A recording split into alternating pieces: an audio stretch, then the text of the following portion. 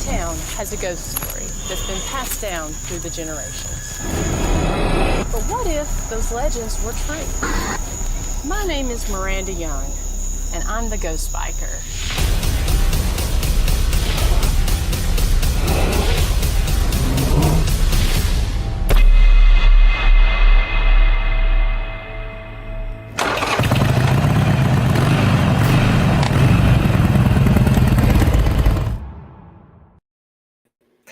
Hey everyone, happy Thursday night. I'm the Ghost Biker and you are watching the Ghost Biker Garage Live.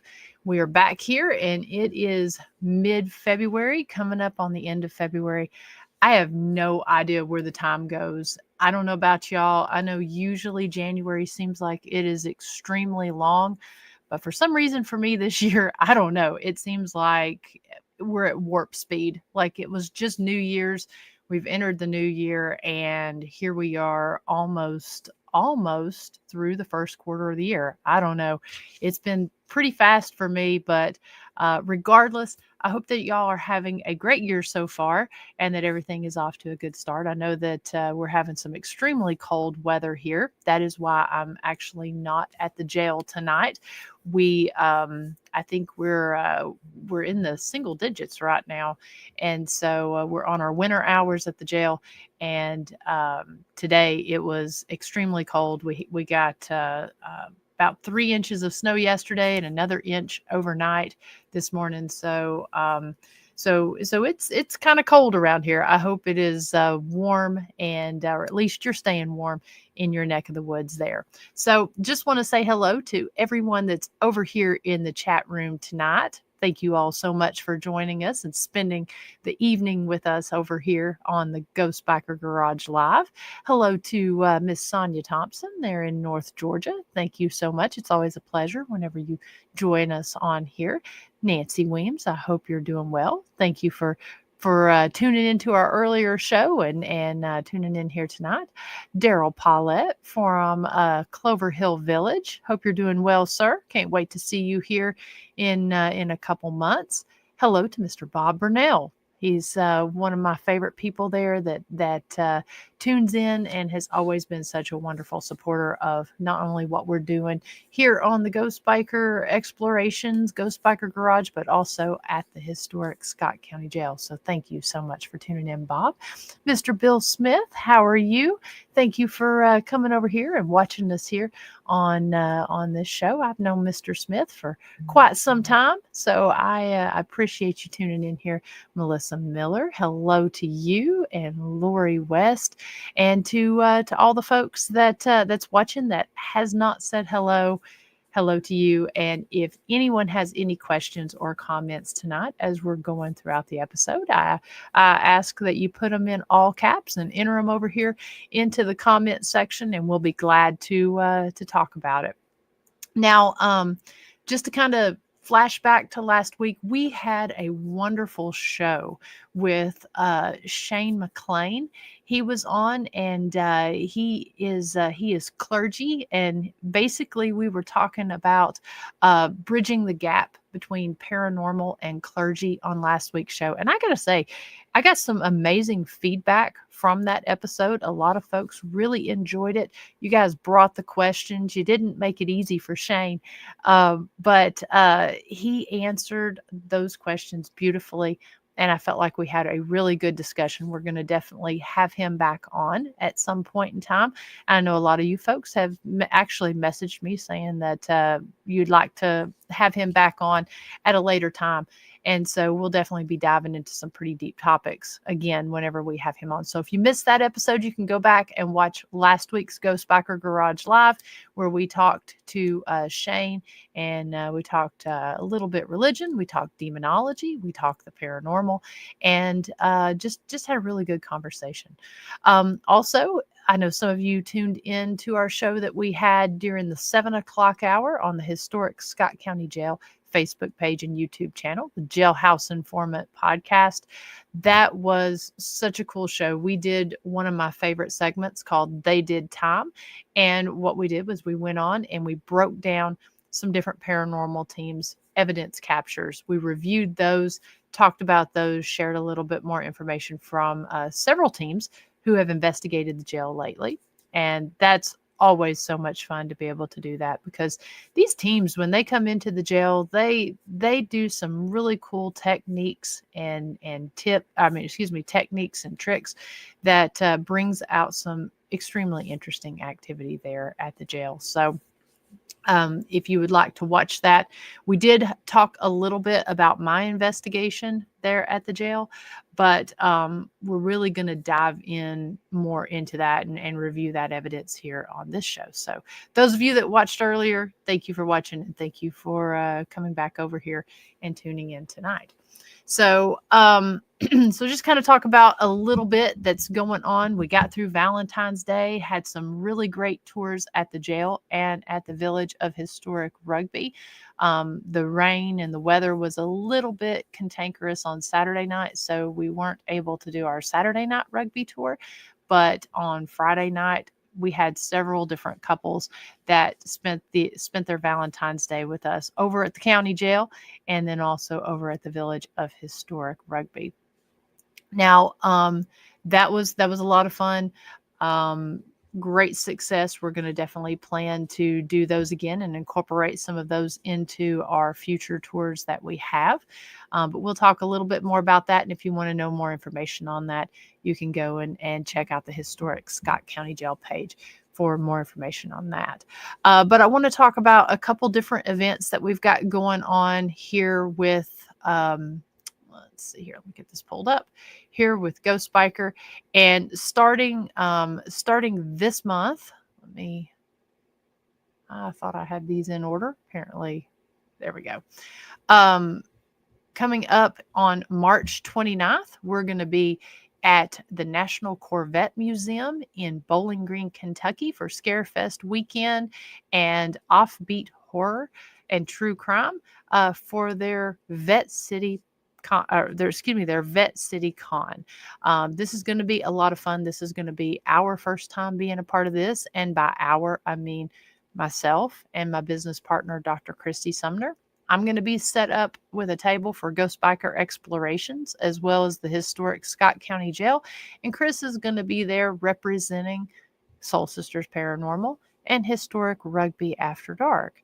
Apparently, this convention has been going on for several years, and they typically have 2,000 and 3,000 people that show up there. And it's basically a horror convention as well as pop culture, paranormal. I mean, the guests reign the gamut. I mean, we're excited to be part of that. We've got, let me see if I can pull this up here. We've got Tyler Main, Corey English, Chris Combs, Candace Rose. That's just to name a few. I mean, we've got a lot of interesting guests that are going to be here. Hopefully we will have, I hope to maybe have the founder on my podcast here before the Vet City Con, maybe here in a week or two. That's Chad Shepard. If he's able to make some time to come on with us to share more information about this.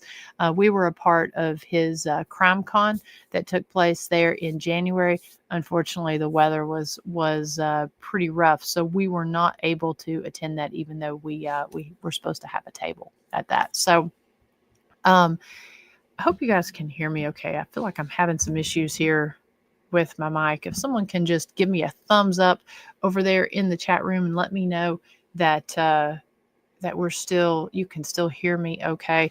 Last week, sometimes there's certain topics that we cover whenever we're doing these shows, and it kicks me off. And for some weird reason, last week we had the same thing happen when we had Shane on. So great.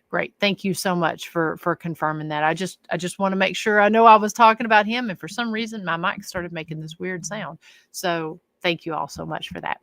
All right. So that's in March. We're going to be moving into April, and in let's see, on the weekend of April 26th, we're going to be heading to Radford, Virginia, to St. Albans Sanatorium for Enigma Cons.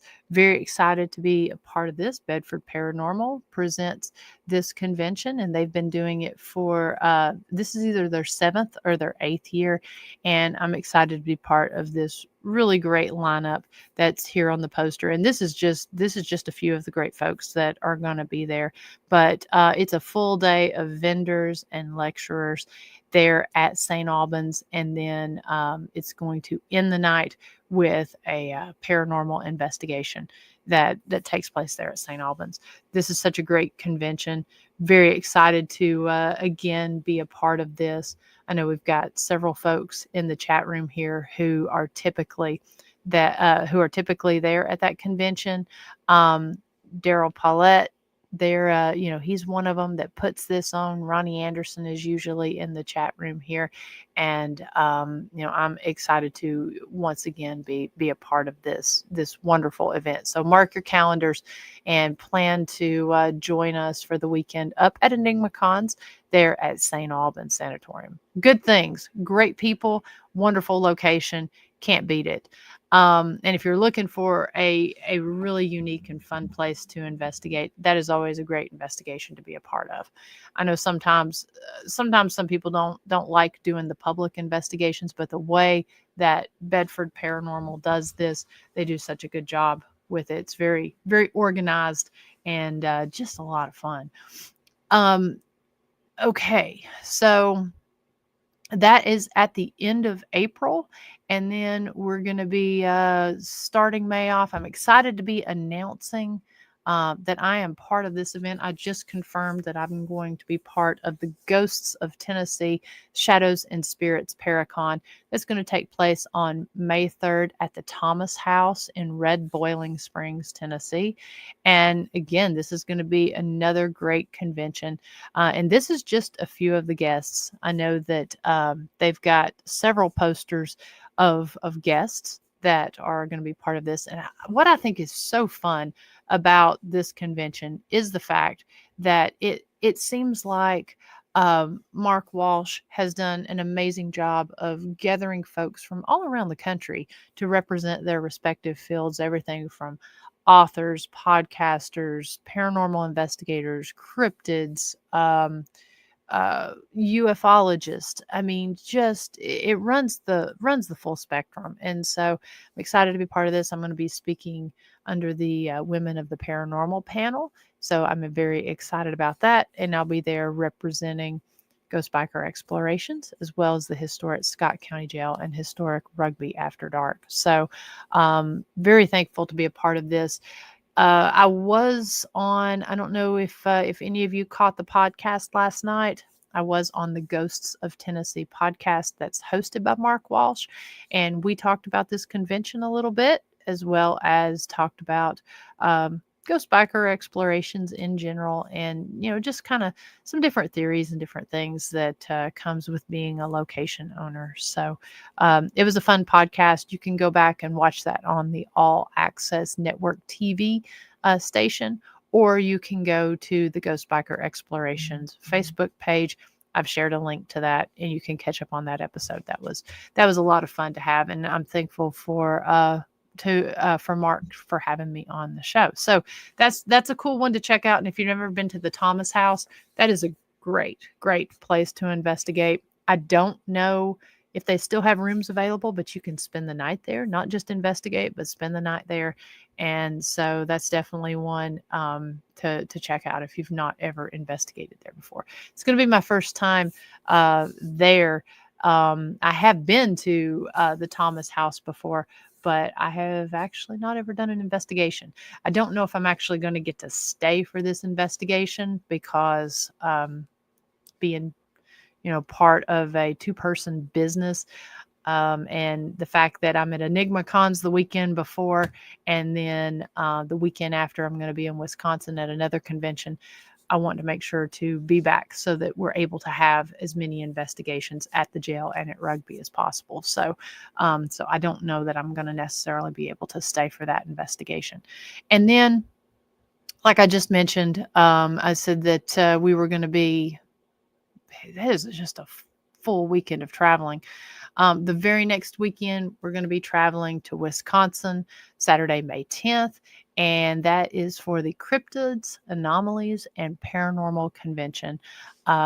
Caps, Barnaby Jones, his team is putting this convention on, and I'm so excited. This is going to be my first time traveling there to Wisconsin, and so excited to meet some of these folks. I know this is a totally different region for me, and so a lot of these folks I know as Facebook friends, but I've not actually been able to meet in person. So it's going to be so much fun. If you're looking to travel and to do a little bit of a different convention, I think this is going to be the one for you. It's going to take place the entire weekend, May 9th through the 11th. Friday night is the VIP dinner and Bigfoot hike. Very, very excited.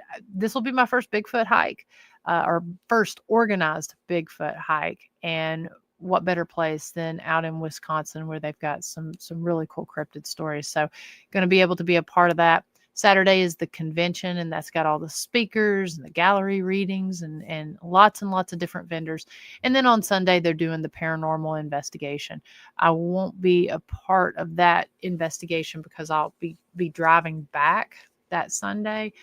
This is about a 14-hour drive for me, so I'm having to be uh, careful with my time on that. So definitely check that out. Go on, follow some of these pages, follow along with these conventions. A lot of time, effort, and money goes into putting these conventions along together. And it's it really shows when a convention is very nicely put together. So show these guys some love and support, share them out, and follow those pages. And then I do want to make sure to mention this. You're going to be hearing a lot more information about this convention that's coming up. We're going to fast forward to October 17th and 18th, and we're going to be traveling back to Kentucky, to Hopkinsville, Kentucky, to be exact, for Goblin Con. This is the first annual Goblin Con convention. Excited to be a part of this. It's going to take place October 17th and 18th, and it's coming right off the heels of the 70th anniversary of the Hopkinsville Goblin incident or sighting. As they say on the screen there, over 80 vendors, lots of renowned speakers, educational workshops, panels on UFOs, cryptids, and the paranormal. They're also having their 70th anniversary, which is going to be taking place in August. That information is all there on the screen. You can find all of that information at goblinconky.com. So we will be again talking a whole lot more about that as that gets closer. But the city of Hopkinsville is the one that's putting that on. It just leads to some credibility for the town to get behind some of these conventions. So very, very excited to be a part of that. I am sure there will be more things that will be added to the schedule here. These are just a few of the things. Very excited and honored to be a part of that. We will be having more of that. We may even be having some specific or Ghost Biker specific events that are coming up. But hopefully throughout that time, we'll be doing some live investigations, doing some motorcycle rides, and probably be releasing some more episodes of Ghost Biker that goes back and highlights some of these live investigations that we did. So, all right, all of that is out of the way. And so I kind of want to talk a little bit tonight about our investigation that we did there at the historic Scott County Jail back on February 6th. It was such a fun investigation, and it was quite an active night. I know a lot of you folks that are in the chat room right now were ones that tuned in for that investigation that night. And it just I don't know. I have really no explanation for some of the responses that we were getting, but I have to say that the lives are so much fun, and the energy that you guys bring to the investigation, just the collective as a whole, is something that I, I think really goes to show why we get some of the activity that we get when we're at these locations. So just the creative ideas you have, the questions, that sort of thing. It's just a lot of fun. And it's, for me, it's investigating in a way that I haven't experienced of being a solo investigator. As Bob says, it was a crazy night. It absolutely was. And one of the things that we found, so we have had a lot of investigators investigating the jail over the last couple weeks since the new year. And the weather has just been absolutely insane. But one thing that we've been able to find trending throughout all these investigations is that the teams who have come in on some type of crazy weather event has had just off the chart experiences. They have just been active nonstop, very intelligent. The energy seems to be very charged and very electric around the jail whenever we have um, weather events. Um, the moon phases do play into it, but we've found, or at least I found, that the weather seems to be one of those things that really does seem to spike the activity. And so the night that we did our investigation, which was February 6th, there was a tornado that it was actually a pretty devastating tornado that passed just to the south of us, about 20 miles to the south of us, and hit Morgan County just to our south, and did quite a bit of damage. I think there were a couple fatalities in that. The tornado came through. We got the warning at the end of the Jailhouse Informant podcast, and we had an hour in between. And like I said, it was just electric activity. Last week's team, last Saturday night, we had temperature rise up into the 60s, had a storm front come through with a cold front in behind. Same thing, extreme winds, lots of rain and weather, and their night was off the chart as well. So starting to think there's a little something to that. Yes, as Mr. Smith says, yeah, there were 2 confirmed deaths with that tornado. So yeah, Nancy, Nancy is right. Put on your earbuds for this, because we're gonna go through and watch, kind of go through this live a little bit here. And let's see what Bob says. Bob says, it seems like the spirits love you there, Miranda, and hang on your every question with immediate answers to your questions.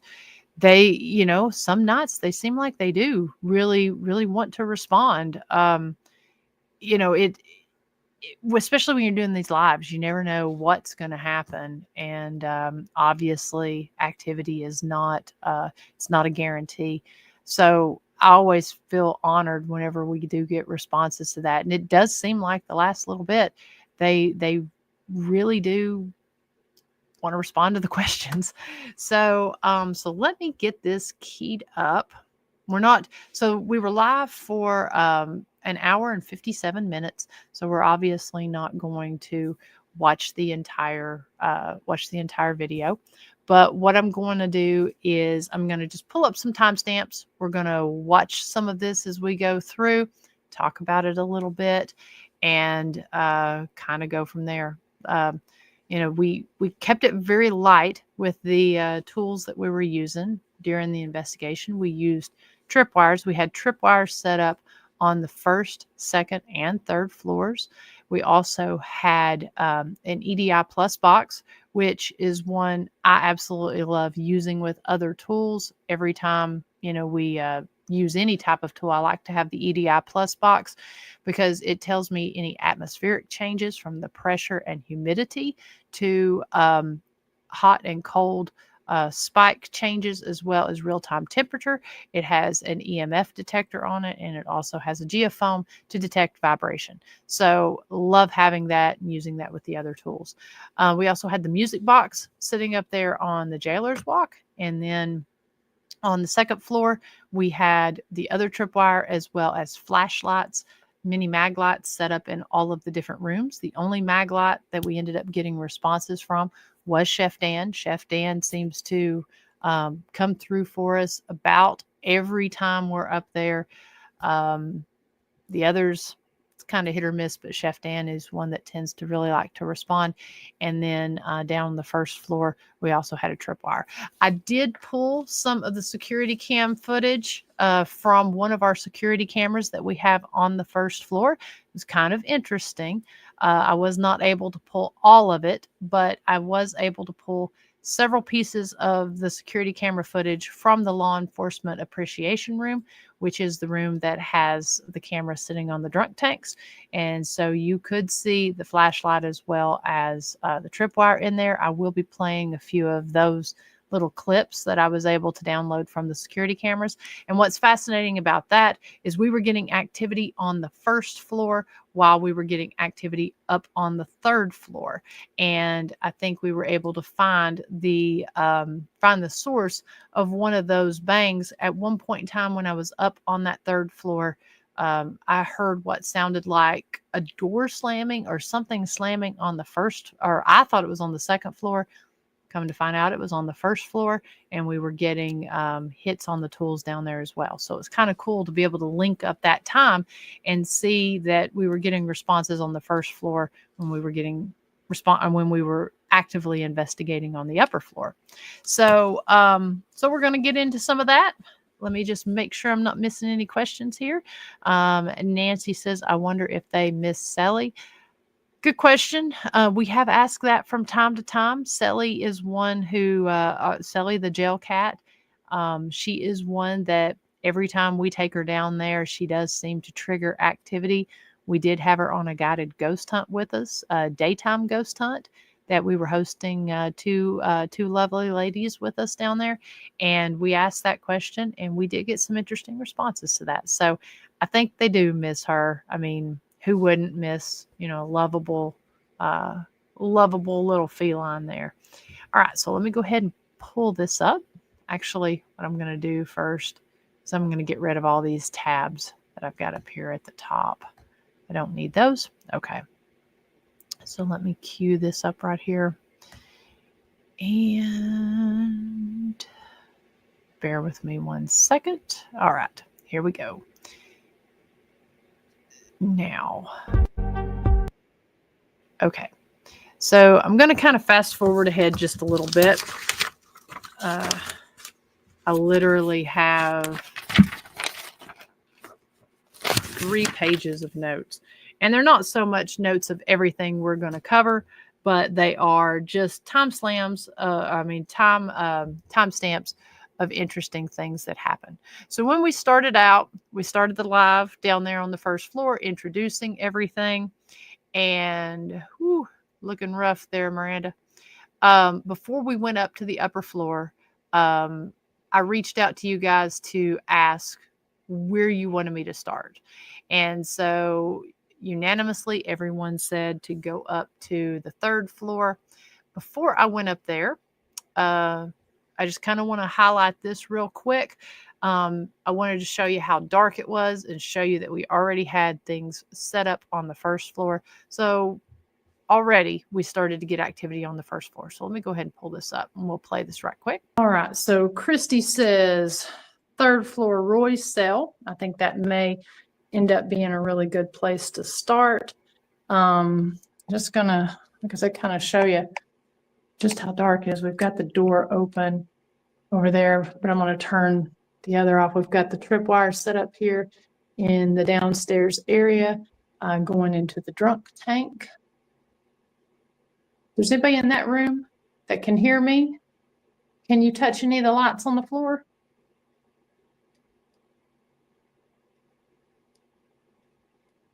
All right. Let me get my stuff. Oh, that light just flashed.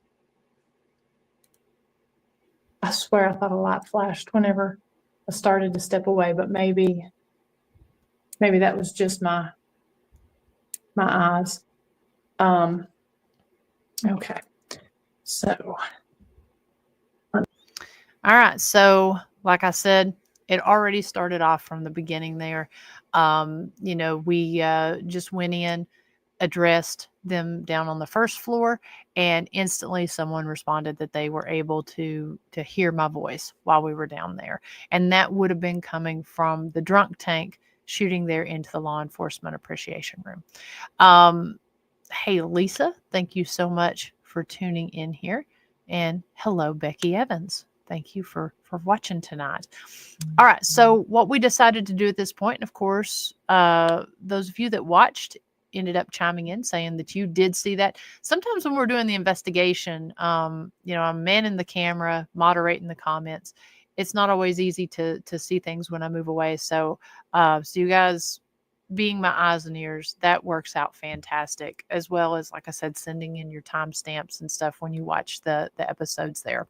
So we headed on up to the third floor.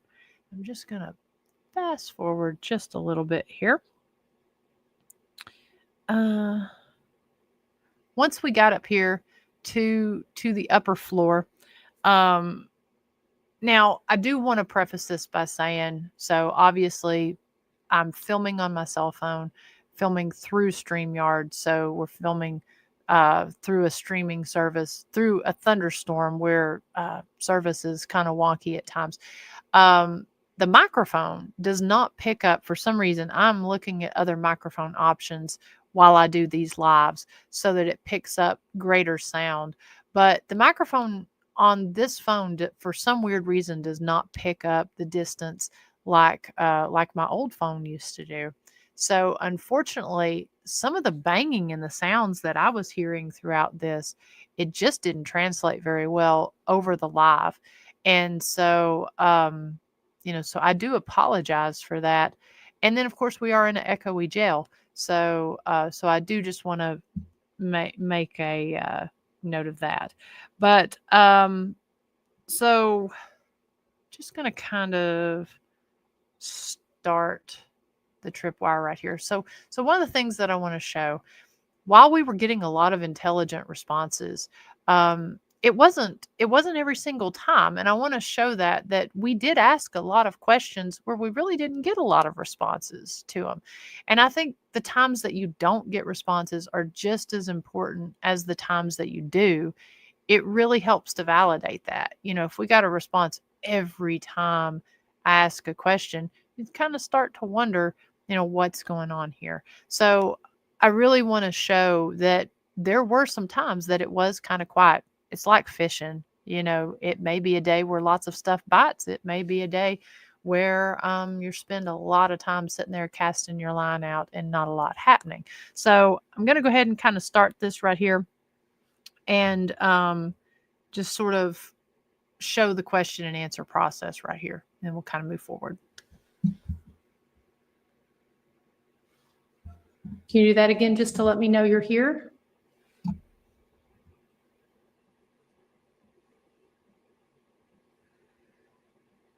Whoa.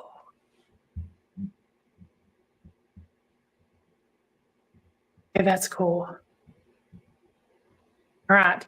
So I see you found the lights on the floor.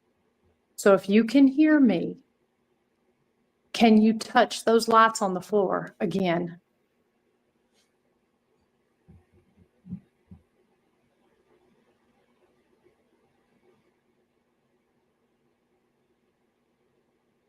Can you see me?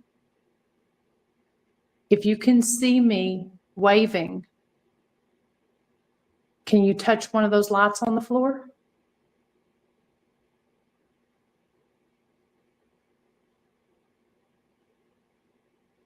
I know one thing I forgot to bring up here. It's downstairs. I've got the Ovilus. I did not grab that, but I do have the thermal. We may grab that here in a few minutes.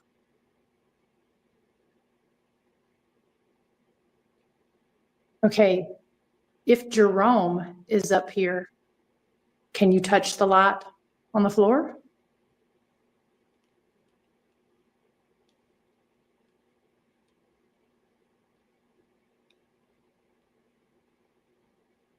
I don't know if you all saw that, but the one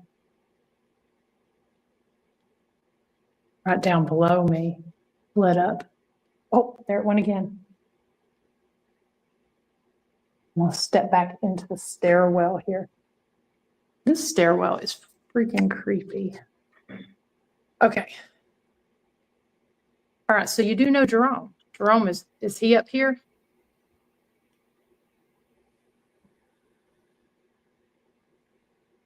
How about Harvey?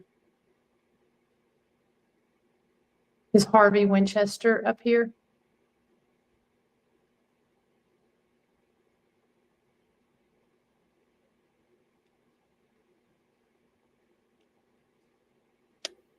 Oh,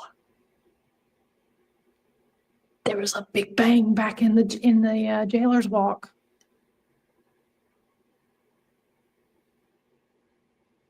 If you can hear me down there, can you do this? Well, let's see here. If you can hear me, can you do this?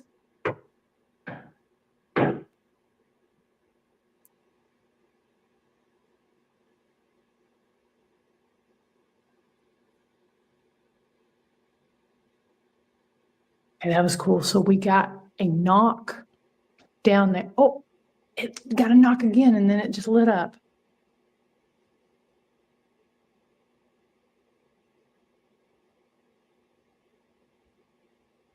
Okay, so we got Harvey and Jerome here tonight. Is Sheriff Ellis here tonight?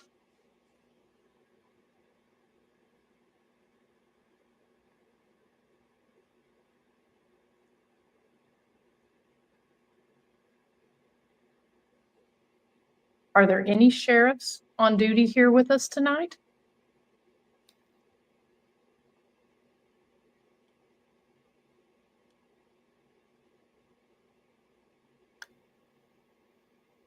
Okay, that was coming from right down here below. There's something on the next floor.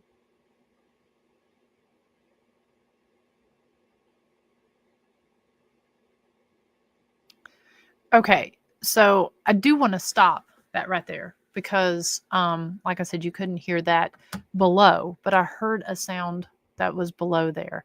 I'm going to actually load this up here. So when I was going back and reviewing footage from the downstairs static camera, our security cameras that we have, I found the sound that was down there in on the downstairs level. So let me pull that up. This is footage from, give me 1 second here to pull this up. This is footage from, oh wait, 1 second here. I need to download that from this. It works better if I actually download it from my camera here. So let me download that one rather than trying to play it over sharing my screen. It actually works better to download it there because you're able to hear things and see things a little bit better. So okay, so now let me just download it. Let me pull this up. Thank you for bearing with me here as I do this. So this video here is from our downstairs security camera in the law enforcement appreciation room.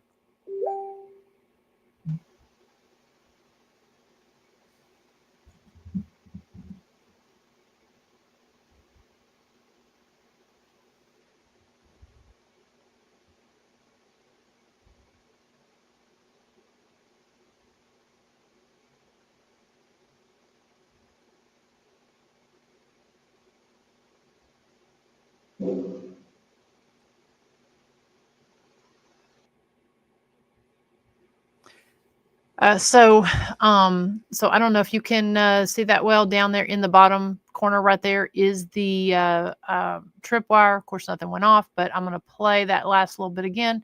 And that would have been, and the time actually lines up with on the video. Let me skip forward just a little bit. You'll hear the bang.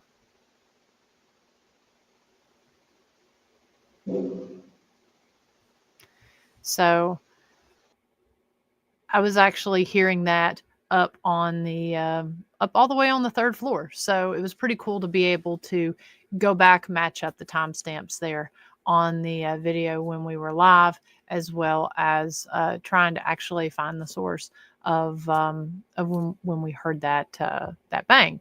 So okay, so now going back to the video here. So so we've been asking questions at this point.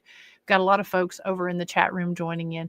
One of our friends, Beth Allen, who is the chief operations director there at Octagon Hall. She is a dear friend of ours, and she is also a psychic medium.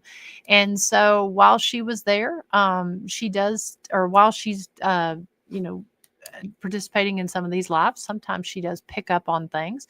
And so whenever we're sitting here asking these questions, she picked up on someone by the name of Stephen.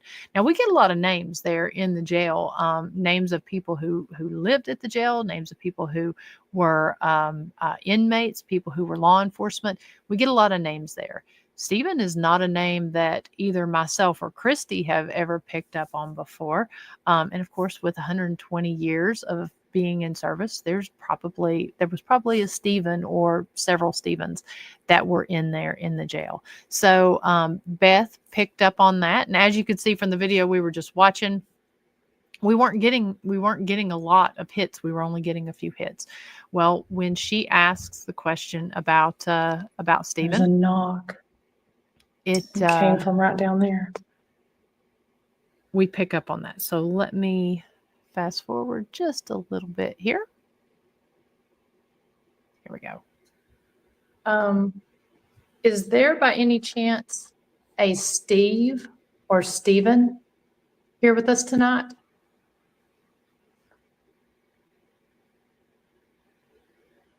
Whoa. Okay. Thank you, Beth. Looks like there is a Steve or Stephen here. Oh, it just confirmed it. Okay, Stephen, do you want me to call you Stephen? Or would you rather me call you Steve?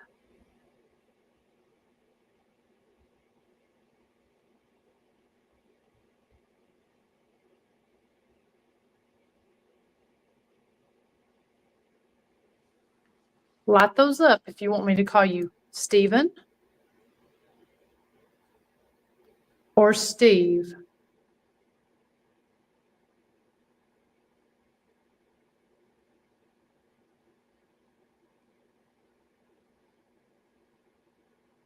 Okay, I'm going to call you Steve. Steve, were you an inmate? Or were you an officer?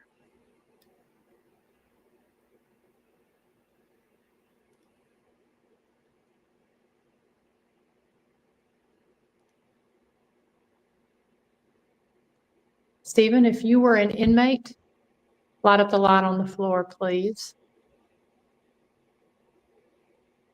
If you were an officer or maybe a jailer or sheriff, if you worked for law enforcement, touch one of the lights on the floor.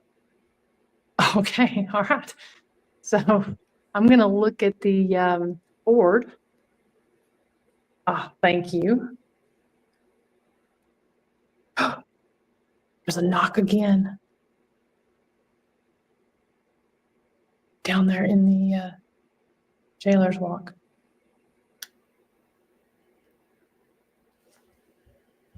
Oh, now, so okay, so that was pretty interesting to us, because it seemed like it was very, very responsive there. Now, one of the things, obviously, It doesn't always translate whenever you're on a cell phone and you're in a room that's got ambient lighting. So obviously the cell phone is not picking up all of everything that we're able to see with our eyes. And so because we are that is a very dark hallway, but what I really love about the jail is the fact that there is some ambient lighting. I like it when there's a little bit of lighting because you're able to see shadow figures and such a lot better than you are when it's just in complete darkness. And so, because the lights from town were shining through the front of the windows, we were getting a little bit of ambient lighting on the wall right there, which unfortunately the cell phone does not translate and pick that up as well. But with my eyes, what I was seeing as I was standing there on the wall, so I'm in this long hallway. This wall that is to my left, the ambient light is shining on it. And I saw what looked like the shadow of a head and shoulders walk down the hall. I could literally see it just walking. I did not see a shadow in front of me, but I could see the shadow casting on the wall, which is pretty neat. And so absolutely, love the fact that I'm able to do that, but unfortunately it did not translate on here. Now, what's interesting about this is shortly after when we asked the question I end up asking the question, Stephen, were you the shadow that we saw walking down the hall? The lights confirm on the walk there. I'm going to pull that up here in a minute. Mr. Smith has a great response here. Starlight scope works wonderful with ambient light. Okay, wonderful. Yeah, and this is one of the things because we're hoping to do a lot more of these investigations, these live investigations, and I'm trying to find ways to get some of this to translate a little bit better as far as the sound and as far as some of the video, seeing what I can do to incorporate that through my streaming service as well as through the equipment that I have. So any suggestions and all that, I am completely open to that because we definitely want to do more of these lives. And some of the tools that we have that we use works great whenever we're just doing our regular investigations, but doing them on a live just adds a whole other, it adds a lot of complexities to it with the equipment. So thank you, Mr. Smith. Okay, so I'm going to pull this up and show where we're asking that question and where they actually confirm. Okay. There is, so you may not be able to see this. I've got some cold chills. You may not be able to see this, but okay, here on the wall, I'm just going to walk over here. There is ambient light. You can't see it through the camera right here, but there's ambient light shining right here on the wall, right through this area right here. And when that light flashed, there was a shadow of a head and shoulders that just walked past that when that light flashed.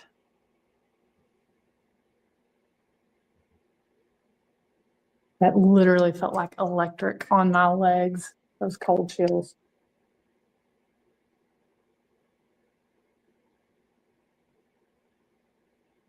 Okay. Okay, so you saw. Okay, so I'm going to skip forward here just a little bit.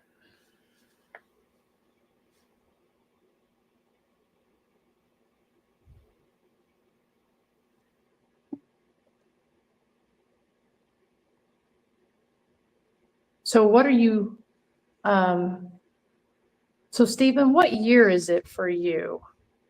I'm going to call out a few years. And if you could tell me what year it is that you served in law enforcement, I would greatly appreciate that. I'd like to get to know you a little bit better. Stephen, did you serve in law enforcement during the 1920s?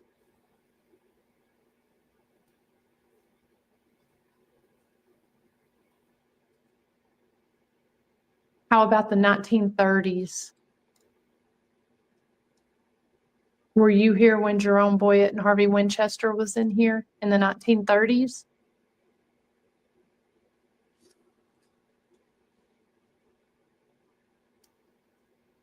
Okay. How about the 1940s?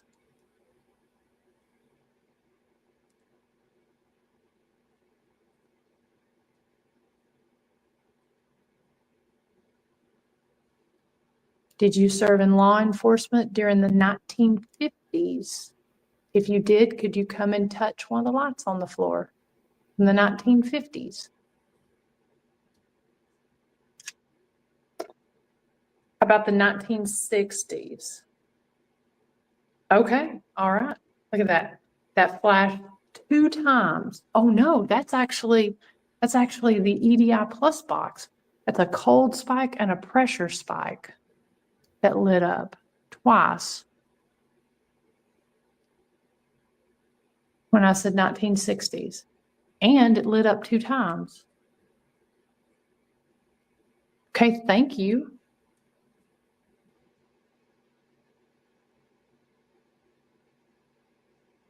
Thank you very much. Let's see here. I bet they don't, James, and I don't know many people that do. That's funny. Okay. So 1960s. All right. Oh, EDI Plus is lighting up again. 1960s. Okay. That's kind of interesting to me. So a couple things on that when I had skipped. I turned the light on and held up 2 fingers, and that's why I was kind of fixating on the point that it was flashing twice, was the fact that I had held up 2 fingers and asked them to turn that many lights on or to flash the lights that many times. And so then we started running through the years. They ended up confirming the 1960s. And interestingly enough, it lit up for the 1960s both times that we asked that, which was pretty cool. So we're going to fast forward just a little bit, still part of this same session, where captured what I think was an EVP. Sometimes these are hard, like I said, with the volume on, or the microphones on these phones. Sometimes it's hard to actually catch some of those voices around unless it's something extremely loud. But so I heard a bang at the out in the jailer's walk. We kept hearing a lot of bangs at that point. So we go out to the jailer's walk to check that out. And actually what I had done was we have a photo of one of our jailers hanging out on the jailer's walk, and I couldn't remember the name of that jailer. So I walked out there to see if I could find the name. Saw that was looking to see if the name was Stephen. The name was Sexton rather than Stephen. And so when I come back to stand there and ask more questions, I pass the cell block that always seems to want to confront our law enforcement officers or military officials when they're in there. Every time we have someone in law enforcement, somebody in that specific cell block seems to want to jump them, either jump them on the block or jump them out in the yard. And so as I pass that specific cell block, capture this voice. So let me go ahead and pull that up. And we got lights on the floor.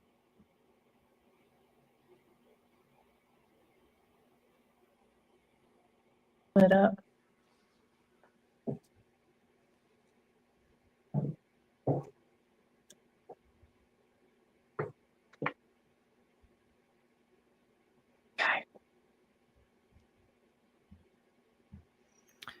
Okay, I'm going to play that one more time.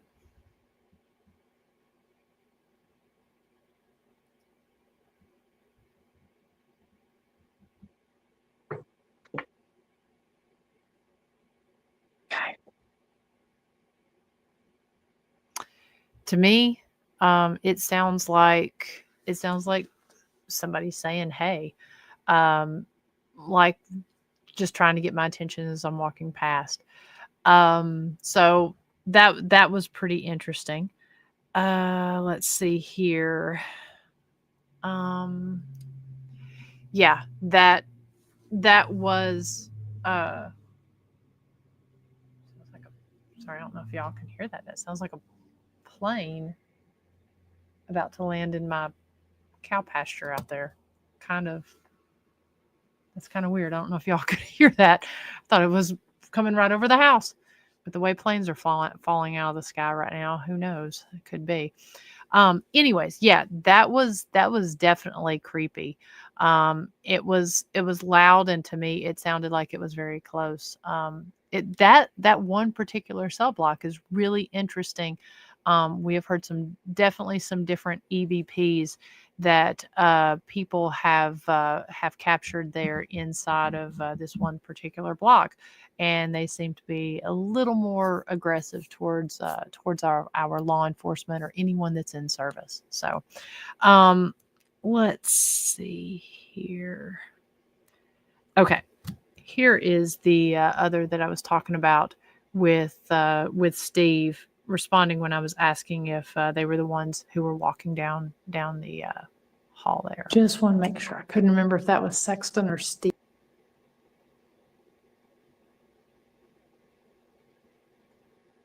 Steve, if that was you that I saw,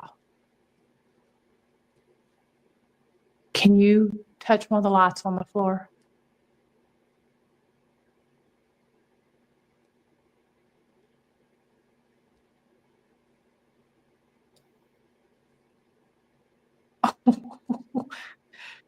Okay, you can't see this from here, but the temperature on the EDI box just started fluctuating as soon as those lights lit up. Okay, so that was you, Steve. All right, thank you.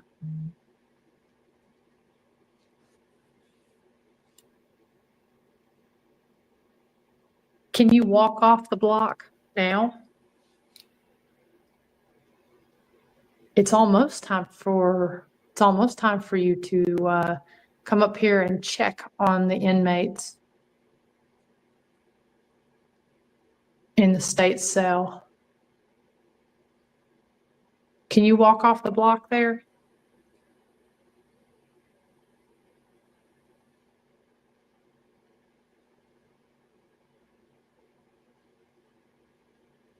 Okay, thanks, Chris. We'll go back and check that.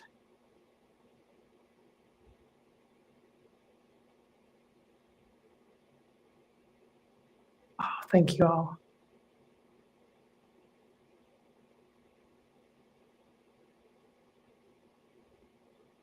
Now, Chris can attest to this.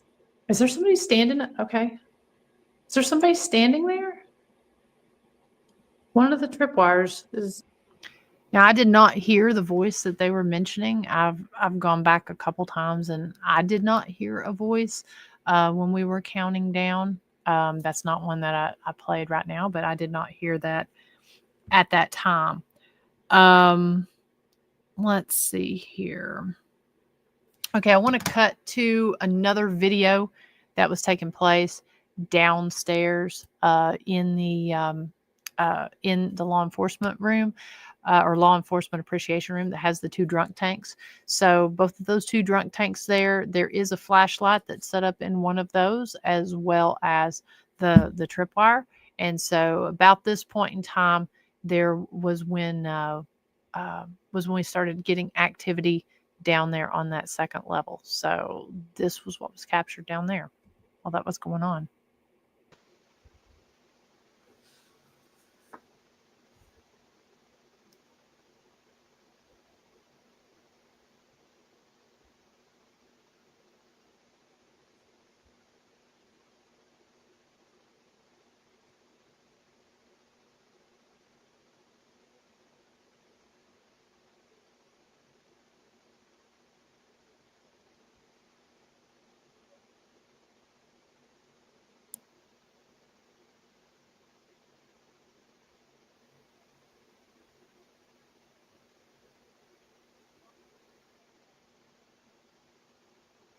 You can actually hear me asking questions upstairs very faint. The tripwire just went off after I asked that question.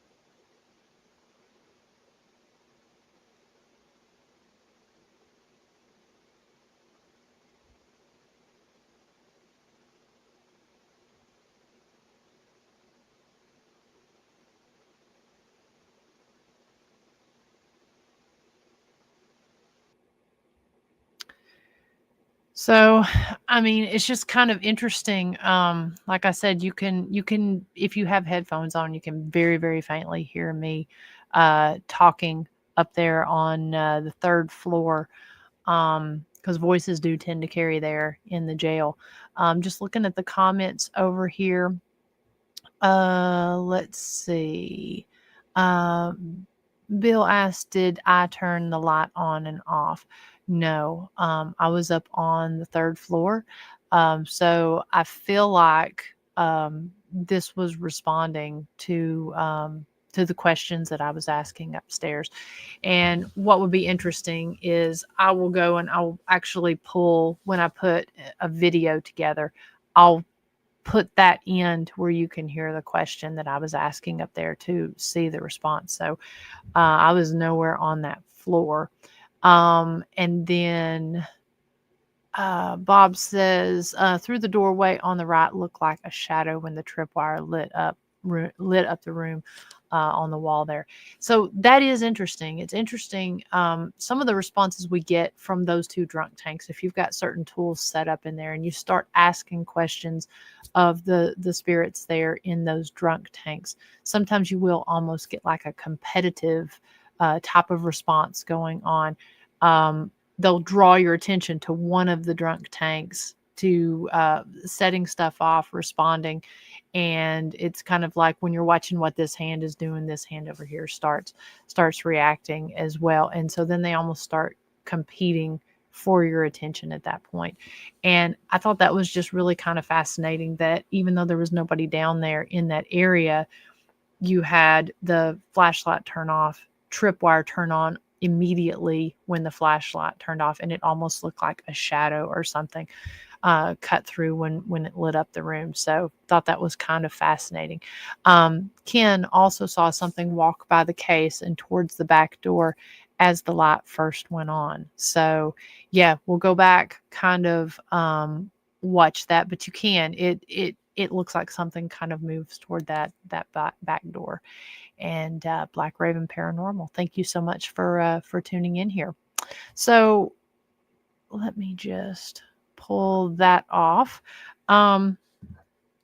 So, and that's one of the things I like to do whenever I'm doing investigations is I put static cameras up.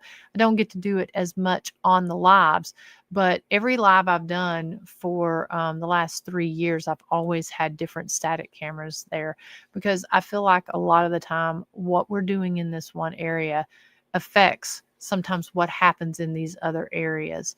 And so it's always neat to go back and see what's going on, because you might feel like you're not getting a response when you're in the room that you're with. You may feel like nothing's going on, but when you go back and actually watch and review the cameras, you sometimes find that you're getting responses in other areas, which to me is just always just extremely cool.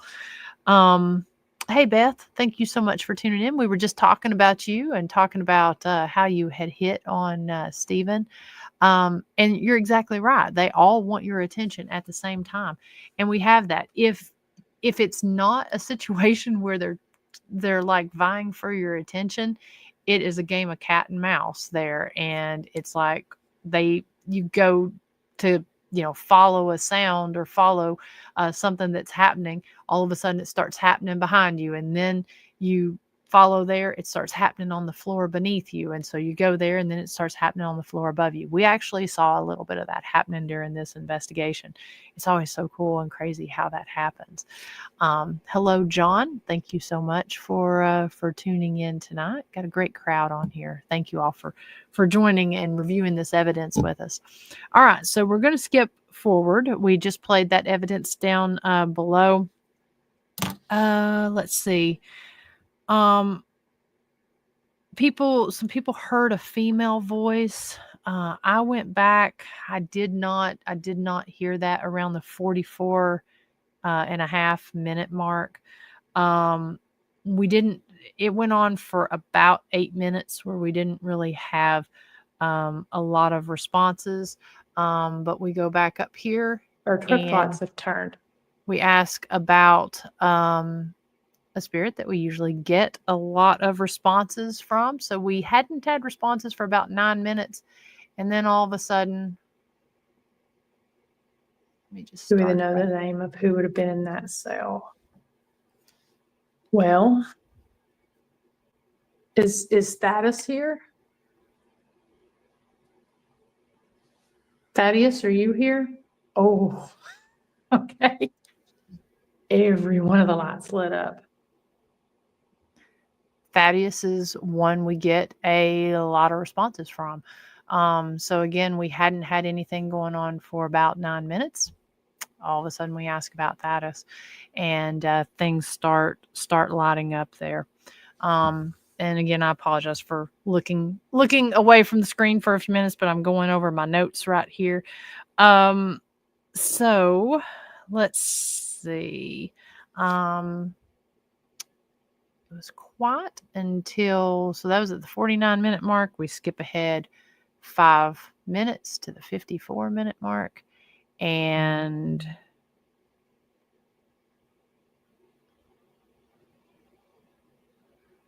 we told them, we told them that we had these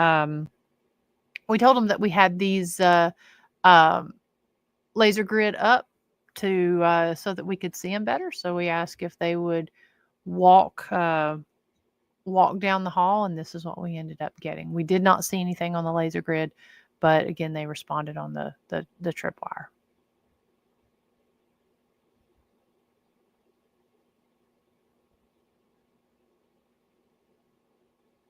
Tripwire light up.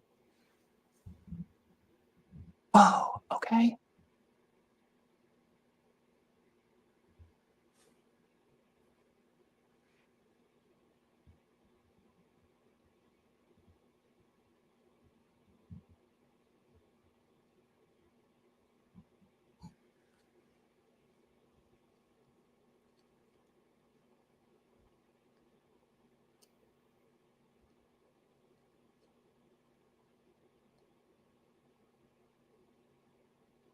I'm just kind of listening to see if I hear anything.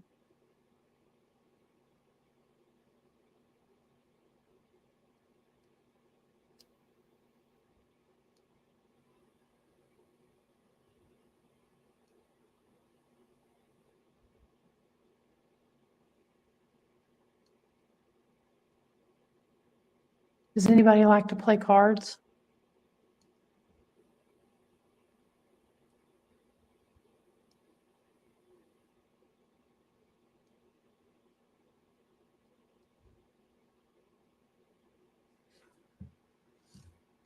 Are you still here, Thaddeus?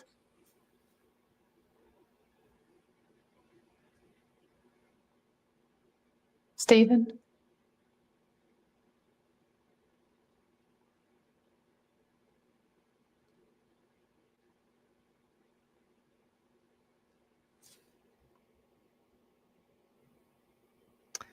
Now, just going to stop that for a few minutes and skip on ahead just a little bit because we went for, let's see, what was that sitting at? That was sitting at 55 minutes. So we ended up going about 10 minutes. We did get a tripwire response when we asked if they were still with us, but not much else for about 10 minutes there. Just going to look at the comments here. Yeah, definitely, Beth. Go watch the replay. We've still got a couple really cool things we're going to show here in a few minutes. Ken says that based on the prior comment about competition, Bob and I saw shadows at the same time across from each other, which is cool. That is a really cool point, Ken. Like I said, we will go back and watch that, but it is interesting the fact that you do see that that competing activity at the same time. Bob says, I think we hear a voice say, hey, and we say it is just a voice. Well, no, there is a person or spirit standing there as you walk by, watching you and saying, hey, as you pass. So it is a lot more than just a voice. Absolutely. When you're able to essentially, take an action with what you're hearing, you're absolutely right. It is more than just a voice. It is an intelligent response to what is going on in the moment. And that's one of the things we really find to happen a whole lot there at the jail. Beth says that was a great night. So active and amazing interaction. Yes, and you probably did hear a voice as well. I'm going to have to go back. When I was listening and reviewing this earlier, I was not wearing the best of headphones. I find that it is not good to listen to noise canceling headphones sometimes in this, because some of those voices are so fine and so faint that the sound that they pump in on the noise canceling headphones will sometimes wipe out those faint voices. So because they think it's noise. So I'm wanting to go back and listen to that with my Bose headphones. Those seem to work really well to pick the sounds up on that. So good point. I will look back at that timestamp, Beth. Let me just make a note of that. And then Ken says, when the tripwire lit up, was there a person's shadow on the wall? I don't know. I'll have to check that and actually see. Because for me, I was standing back at the stairwell. It was complete darkness behind me, so there was no light behind me. It was not my shadow. I will make a note where we were at there to go back and check that. But okay, so speaking of shadows and things, now we did see something back there on that back wall. I did not see it in the moment, but we did highlight it on the last show, and so we're going to get to that. I want to know what you guys think. I don't know if it's anything, but it did catch my eye, and it caught Christy's eye when I sent it to her. I didn't tell her what I was looking at. I sent it to her and I said, hey, could this be something? She instantly saw it. I want to see what you guys see as well. So what we ended up doing at this point, got a little quiet upstairs there, was quiet for about 10 to 15 minutes. And so went down to the second floor. The second level was originally maximum security up until 1922. After 1922, it was converted into an area that housed women, juveniles, and the insane inmates, or mentally challenged inmates. And then in the 80s, it was turned into a trustee level. So while we were down on that floor for me, I think tends to be a little bit creepier and sometimes a little more active area. Again, all these floors, except for certain rooms, actually have ambient light that shines in through the windows there, which to me is a beautiful thing. While I was down there on that floor, was asking some different questions. We had a tripwire set up, some cat balls, and also had a flashlight set up in each of the different rooms. The flashlights, we like to have them facing each other because there are times where we can get them to go off in a circle and times where they will respond to each other almost like they are sending code back and forth, which is kind of interesting. Chef Dan in the kitchen is one of those individuals that does tend to respond to us in the kitchen. So when we went down on the second floor, let's see here. I'm going to pull this up. So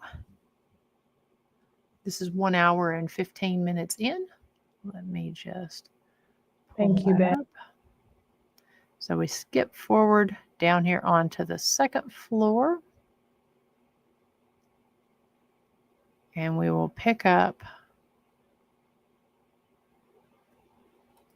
right here. Whoa. Whoops, let me just get back just a little bit. There we go. I kind of want to know what year it is for you. When you were here, was this maximum security? So that would be before 1922.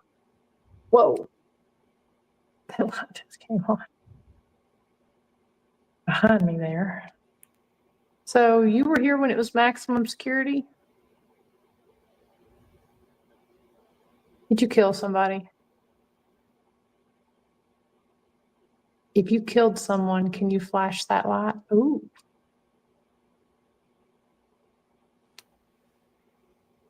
Are you trying to intimidate me? Or are you just telling me?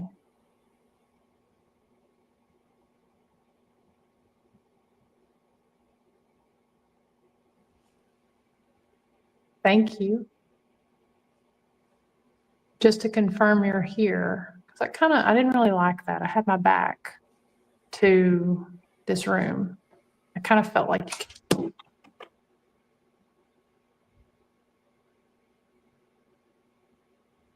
okay, a door just slammed upstairs when this dropped.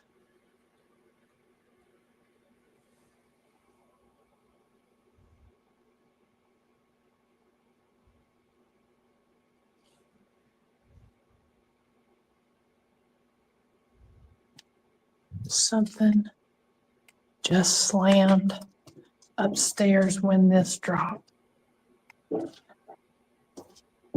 I want to see what door closed. Now, I'm going to stop this for just a second right here because, all right, so I'm going to play two things. So this is in real time. When we were there, we heard a door slam, went upstairs and was on the third floor. Now, I just want to remind everybody, I'm the only person in the building this night. Chris had, she wasn't feeling well after the live that we did there with our podcast for the jail. So she went on home. So I was there in the jail by myself. When I come back up here on the third floor, as I'm walking back toward one of the cell blocks, to me, it looks like some kind of white figure that's back against the wall there on the jailer's walk. It could be pixelation. It could be matrixing. It could be something else, but I want to know what you think. I'm going to play it in real time here, and then I'm going to go. I've clipped it and slowed it down in slow motion. So let me know what you think.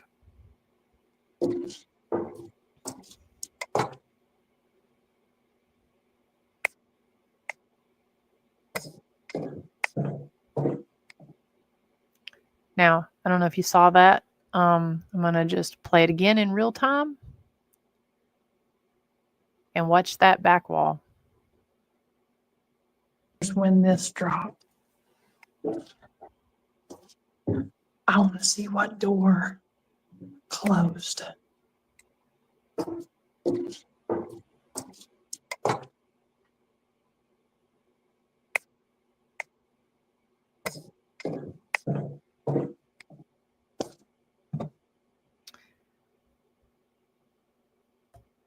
Okay, I'm going to pull that up.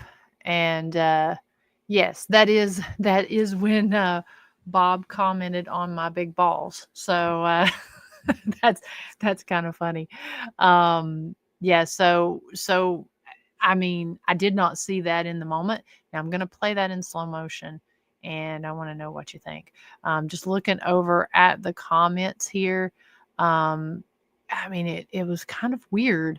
Yeah, it looks like something white walking. It's almost like you can see, um, for me, I can almost see like the rear end and the legs.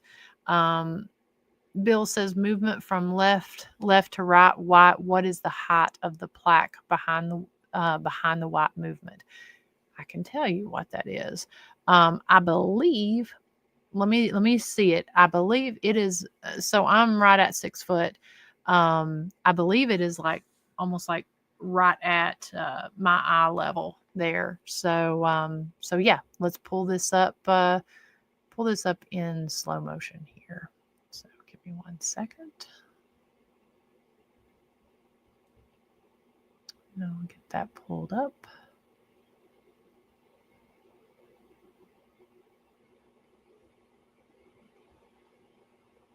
Okay. So here it is in slow motion.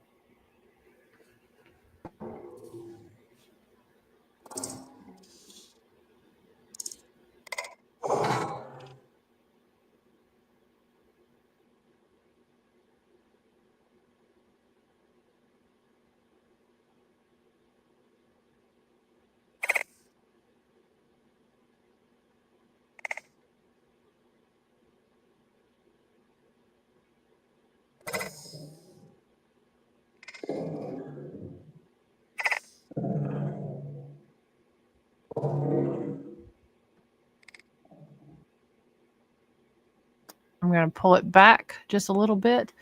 To me, it looks like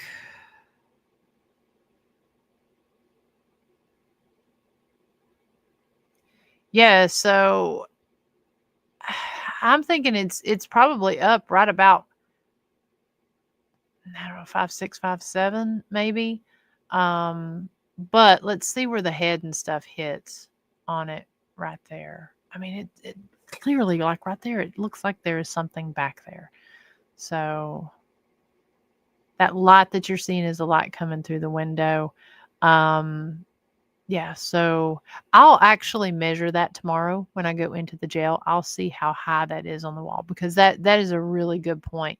And yeah, slowed down, you can see the shoulders. So let me just start that back.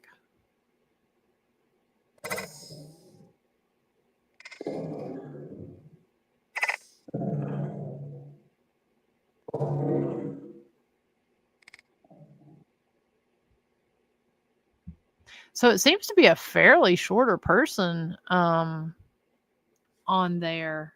Um, I don't know. That was kind of interesting. Again, is one of those things.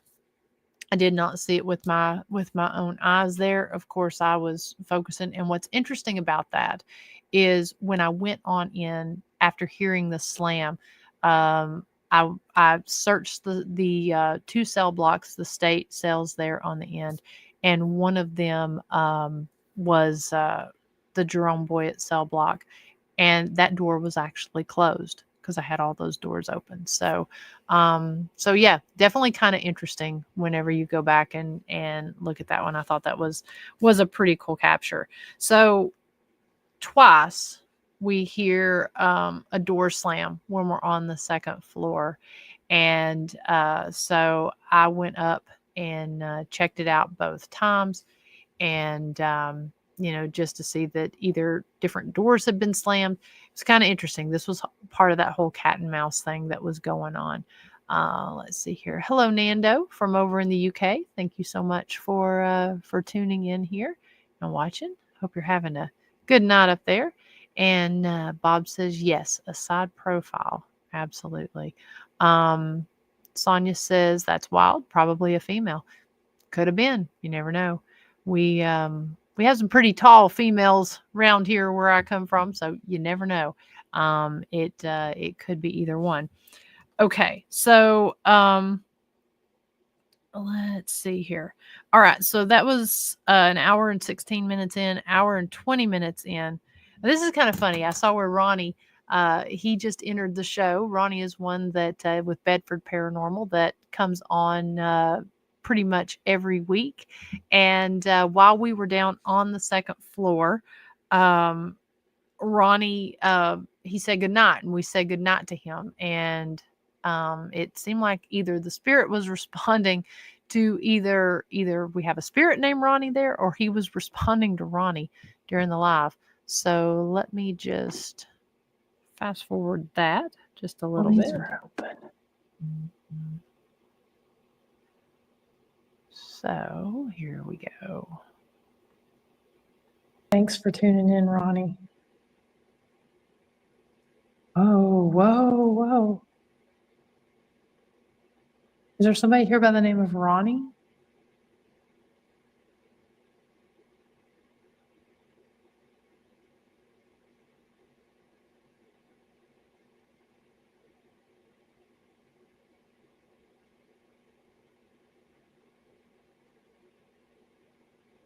I don't know what that was, Chris. That was weird.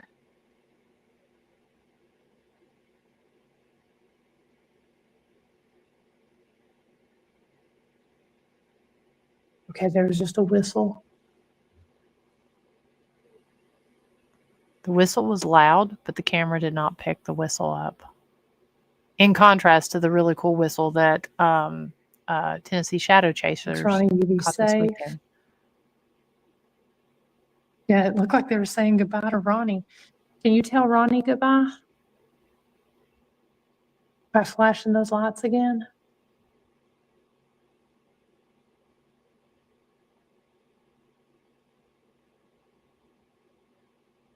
Oh, thank you. Okay, that's pretty cool. Whoa. All right, so is Shoestring here tonight? Okay. How about Dan? Chef Dan here tonight?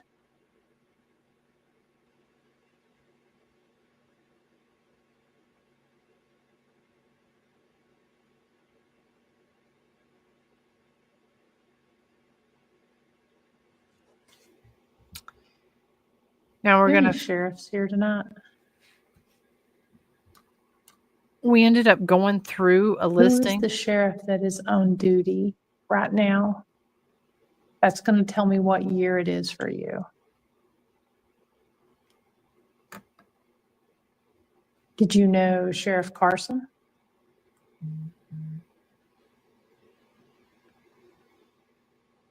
Sheriff Laxton?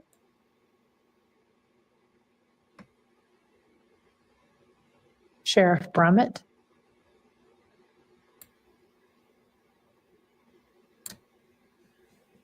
Sheriff Ellis?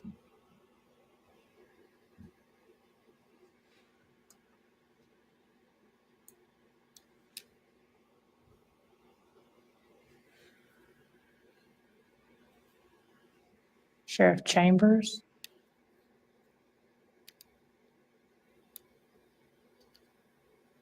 Sheriff Goad?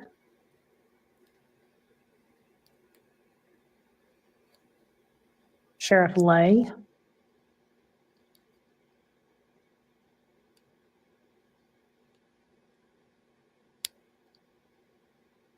Did I not name your sheriff? I mean, there was a lot of sheriffs, and I was just naming a few. Oh, okay, so I didn't name your sheriff. You're gonna make this hard on me.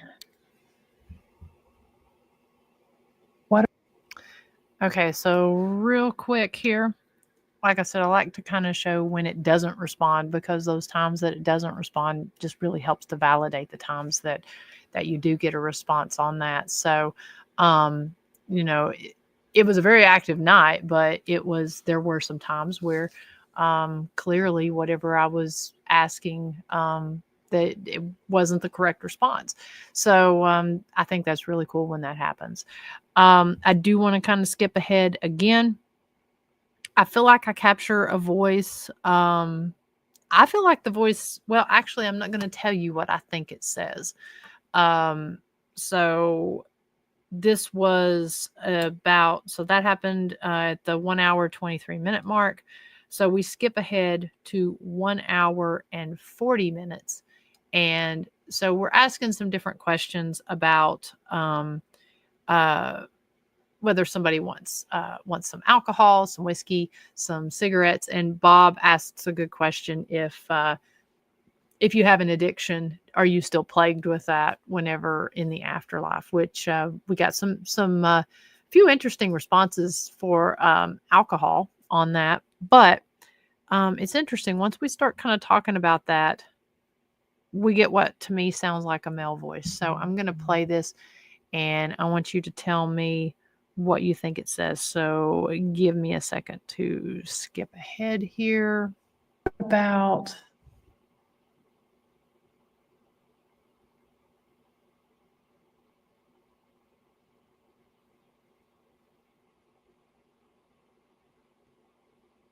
Okay, y'all hear the voice. Dan's turning the light on. You're just trying, Dan is just trying to distract me, but you can keep that light on. Can you walk in a circle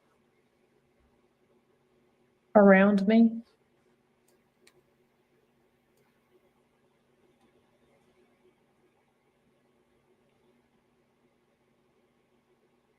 I have the EDI in my arms. I need to sit that down here. Actually, thank you for reminding me, James.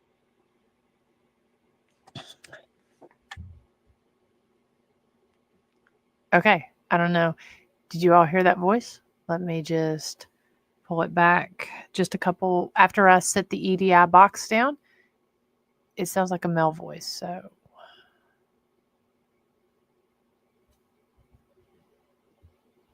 I have the EDI in my arms.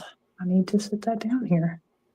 Actually, thank you for reminding me, James.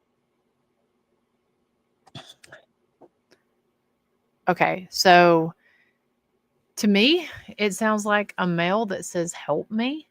Um, I don't know. That's how it sounds to me. I'm gonna play it one more time after I set the EDI box down. You'll hear what I'm talking about. Thank you for reminding me, James.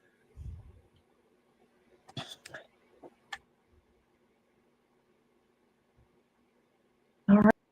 And right after it says "help me," the one tripwire light lights up, which was pretty interesting. That is pretty well.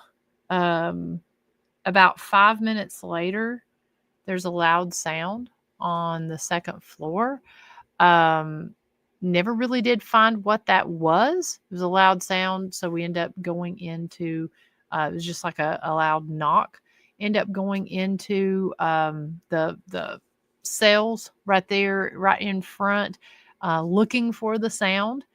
Couldn't find anything. I did find after I turned on all the lights and was going through, I did find that one of the flashlights that was in one of the cells there on the second floor, that was propped up on one of the bunk beds. It ended up on the floor. I don't know if I heard that at any point in time. I don't know if that happened when I was there. It would have made a rather loud sound, but I don't think that it didn't seem like it was coming from that direction. So that happened. Yes, Sonia heard the "help me." It was loud. I did not hear it in the moment, so it was definitely a EVP rather than a disembodied voice. We had a couple other people say that they heard a female voice as I come down the stairs. So basically, we talked for a few more minutes, and then got a couple tripwire hits. Nothing very significant. Just one little light lighting up here and there. And then I wrap it up and I go down to the first floor. When I go down to the first floor, the tripwire on the first floor there in the drunk tank was solid red. So something drained the battery on that. I don't have any footage from our security camera of when that happened.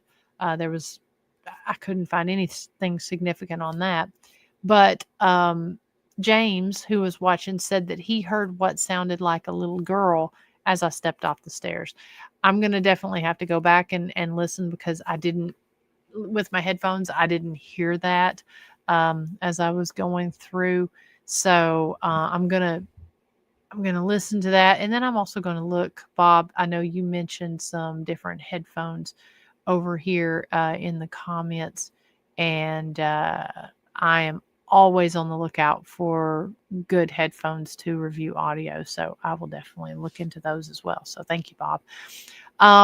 But we wrapped it up at that point. And like I said, I thought it was a pretty significant night of activity, with your help with investigating from the mediums like Beth that was able to pick up on stuff, to the eagle-eyed folks that saw things, and the folks that had the the powerful hearing to hear some of these voices that we don't always hear in the moment. So thank you for experiencing that with me, and then thank you for taking the time tonight to sit and review the evidence. It was an absolute blast. I always enjoy doing these lives, and I always enjoy being able to put those out. We definitely got some more lives planned coming up here over the next little bit. Let me just double check my calendar right here to see what is going on next week. Next week is going to be the last Thursday of February, February the 27th. I'm not 100% sure just yet if we're going to do another live investigation, or if we will have a guest on there. I'm actually looking to change the format up just a little bit of these Thursday night shows. It gets kind of tricky with finding guests and stuff.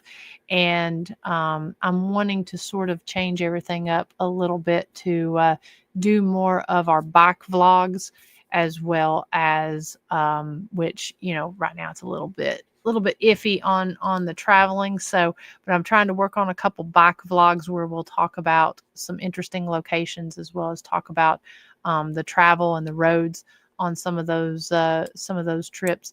Also having real folks on who maybe aren't paranormal investigators that are experiencing some of these things. I've got several people that have reached out that are willing to share their stories, and a couple interesting panels that we're working on getting together. And then, of course, peppering in some of these live investigations. Going to do a live investigation from the bank building there, just to see if we get some interesting activity. So that might be next week. I'm not 100% sure just yet. I'll let you know, depending on my guest that I've been talking to for this Thursday night. So just stay tuned for all of that, and we'll let you know what we've got going on there. But again, I think we can, regardless of what it is, it will be a great show. Tune in at 7 p.m. Eastern time on the historic Scott County Jail page for the Jailhouse Informant podcast, and then followed at 9 p.m. by another great Ghost Biker Garage live. If you are wanting to get your investigation in, take advantage of the extra time that we're offering at the historic Scott County Jail, you only have about 2 more weeks to do that until the time changes and the days get longer. Come in and you can see all of that information at historicscottcojail.com. You can book your investigation. You'll get 8.5 hours for the price of a 6.5 hour investigation. It's a great deal. We're offering these investigations every single night of the week, We do have limited dates because a lot of those dates are booked. But if you want to take advantage of that, now is the time to do it. Otherwise, after March 9th, we will be going back to our normal Thursday through Sunday night investigations at the jail. And they will be the 6.5-hour investigations. So why not take advantage? Get a little bit of extra time. Take advantage of the cooler weather. We are climate controlled. We have restrooms there. You can't get more comfortable when it comes to an investigation. So check that out at historicscottcojail.com or investigate Historic Rugby After Dark, and you can book that investigation at historyhighwayshaunts.com. It's a little bit cooler. Only 2 of the buildings there at Historic Rugby are climate controlled, but you can lodge there. So do your investigation up until 3 a.m. and then go back to one of their wonderful, wonderful houses that you can lodge in. Those houses are haunted as well. And so you can continue your investigation up until you have to check out the next day. So just reach out to us. We can give you more information on it, and we can get you hooked up, and you can have a really cool investigation. And, but just reach out. We will be more than happy to get you set up. So anyways, on that note, we are definitely about to wrap things up. Thank you all so much for spending your time with me tonight.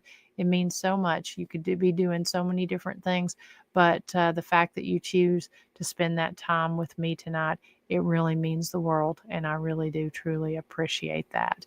But until next week, you all please take care, stay safe. Just a note, we will be closed at the jail for between the hours of 11 a.m. and 4 p.m. tomorrow. We will be closed out of an abundance of caution because it is going to be 6 degrees tonight with a wind chill of below 0. So I know some of you folks are from the north up there, but down here in the south, we're not necessarily as equipped for that cold weather. And so because we've had snow and ice in the area, and the jail, is a little bit harder to heat up when it's below 0 temperatures, we're going to remain closed tomorrow. But we will be open for our paranormal investigation. That's tomorrow night. So Saturday, we will be back to normal business hours between 11 and 4, as well as open on Sunday as well. And we'll be going back to normal business hours in March. So anyways, all that being said, I hope everyone stays warm, has a wonderful night, and we will see you all very soon. Take care.